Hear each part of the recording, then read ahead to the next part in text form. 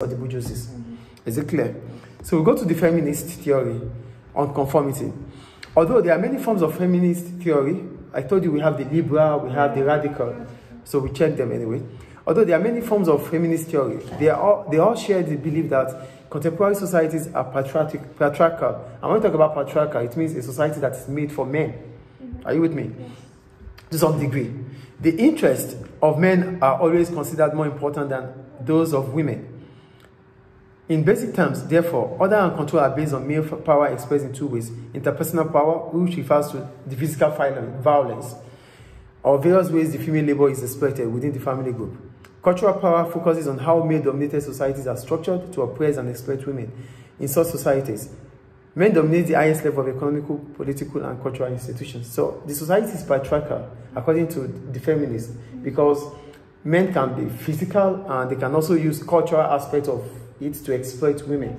That's the point they are making. So both economical, political, and cultural institutions are headed by men, are dominated by men.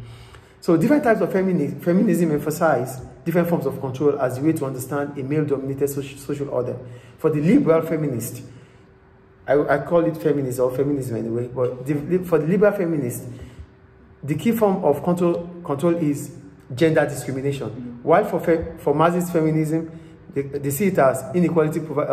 For Marxist feminists, they see it as class inequality, which provide the context in which female oppression, exploitation, and discrimination occur. So for liberal feminists, what they see is that there's always gender discrimination. But for the Marxist feminists, they see it as class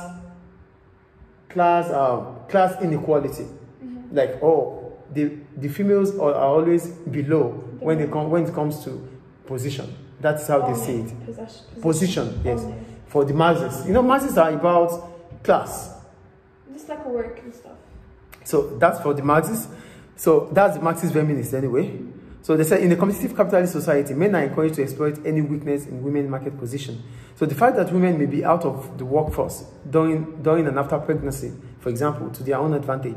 So for Marxists, they believe women are always vulnerable and exploited because of their weakness and because of their long absences. Yeah. Because they need to, during pregnancy, they are not always going to be there, and they need to take care of the child. Yeah. So that time that they are absent is always the time for the men to exploit and take over whatever functions or responsibility of the women. So when the women come back, they have to start from the beginning again. So that's according to the Marxists. Therefore, the radical feminists, what do they see? They see a patriarchal society as a source of female oppression. So radical feminists believe that patriarchy is a feature of all known human societies and results in men dominating the social order in two areas. The public, which is the workplace, where women are paid less and have lower status, and the private at home, where the women carry out the majority of the unpaid domestic work. So for the radical ones, they are conflict people too. They are not like the liberal. For the liberal, they believe the society can become better through different constitutions or different regulations. So that's for the liberal. For the Marxists, they believe the society puts males ahead of females in terms of class. For the radical, they believe every aspect of the society is just patriarchal.